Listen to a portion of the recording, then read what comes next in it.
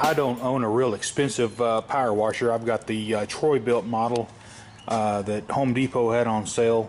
It's got the 887 and 875 series engine with the ReadyStart. And what that is, it says no prime, no choke. No, you don't have to manually choke it, but it does have a choke butterfly in there. And as you can tell, the choke is not very aggressive. It's got, you know, it's not a full bladed, you're not cutting all the air off to the engine. And what happens is when the fuel in the tank gets a little bit stale and gets reluctant to ignite, it's real hard for this ReadyStart system to work. It's a good system, but you must keep fresh fuel in these things or it will not start. I don't have to do this, but I'm going to pop this top off and I'm going to show you how the ReadyStart system works. So just go ahead and pop your screws loose here and the cover should come right off. What this thing does is it has a bimetallic thermistor, and when the muffler and engine starts heating up, this starts moving yonder way, and as you can tell, pulls the choke off. So when it's in rest and the engine's cold, this bimetallic spring needs to be in that position, and that will choke the engine. I'm going to pull the choke off and I'll show you here in the carburetor how that works. It's a good system, like I said, but you just got to have fresh gas, bottom line. First thing you're going to want to do is evacuate all the old gas out of the tank. If you don't have a fluid evacuator like this one, you can just basically drain the fuel from the carburetor, and I'll show you how to do that. I like to just poke around in there and get to the very bottom. On this particular engine, you can see the pickup screen from the top. You know, another acceptable way to drain your carburetor is, drain your fuel tank is through the carburetor. What I'm going to do is I'm actually going to put a shop rag under here. In my case, I'm going to use an old t-shirt to catch the gas that comes out. Just take you at a half-inch ratchet, a quarter-inch ratchet, you know, with a half-inch socket. Get it on there square. Oh yeah, look how yellow that is.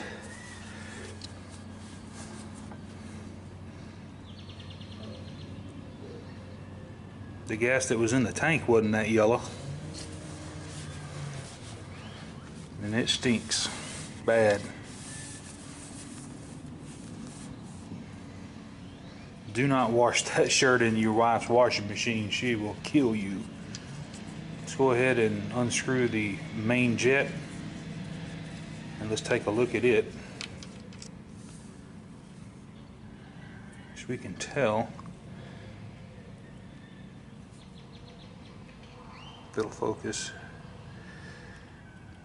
it's clogged up with gum and varnish. So we'll get it flushed out of there and then we'll get the bowl pulled off. Sometimes it's easier if you can't pull it off by hand, just give it a little tap and it'll come right off of there. Yeah, it's not too bad. Got a little bit of jelly in the bottom of it there, right here, and that's all because of that ethanol. Just starts gumming up crap. Take you a little solvent,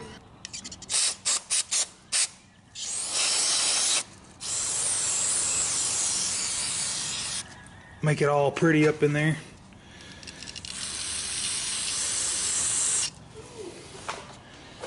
Now what I normally do is I take the straw of my can can go right up in the carburetor like this and blow those emulsion tubes out.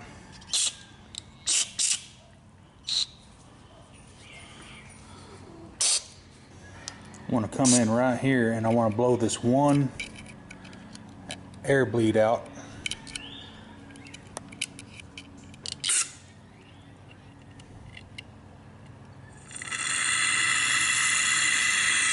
Go ahead and give it a good blast.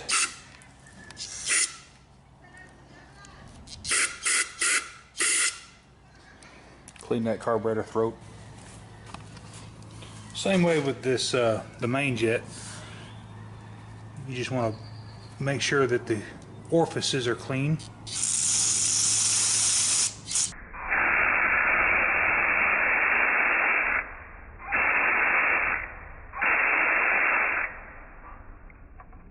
And that one is, definitely. Let's just rinse the bowl out real good.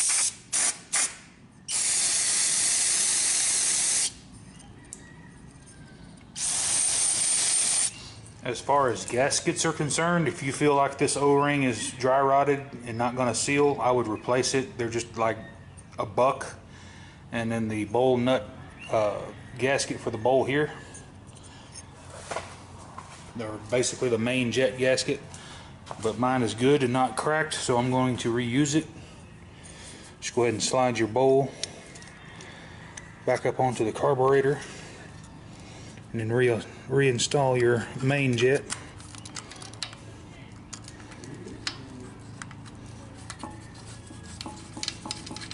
And you don't have to kill this nut.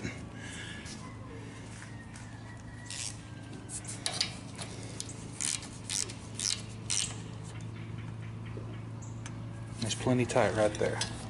I'm going to put a couple of quarts of non-ethanol gas in this thing.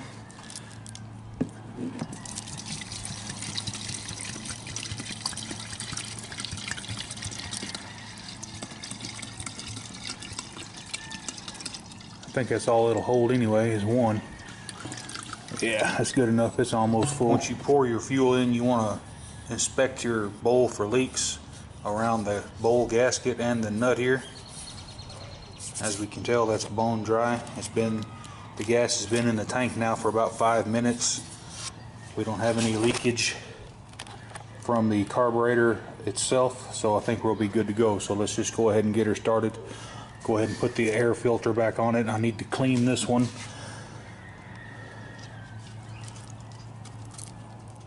And re-oil it. Tell you what, guys, comment below how you guys feel about the just check and never add, or never change the oil, just check and add feature. Tell me what you think about that.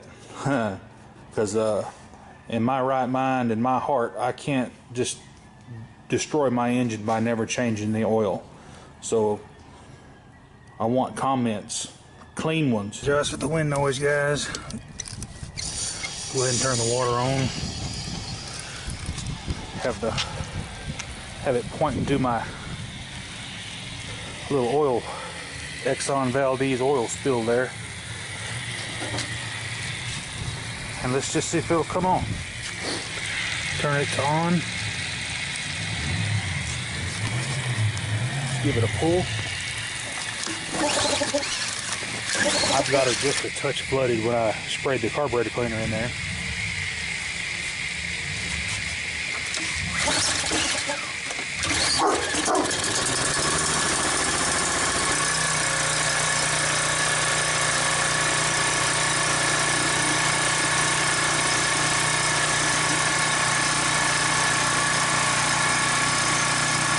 Oh yeah.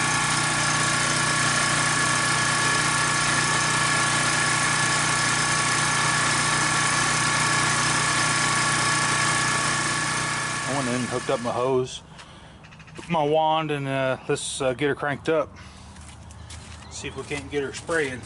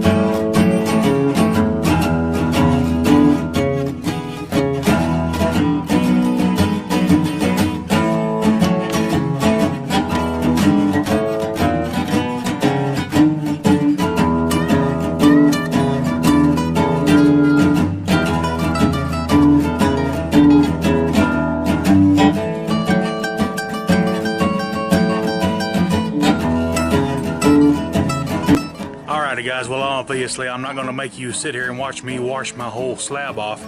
But if this video helped you out, please give me a thumbs up. Right down below is the subscribe button.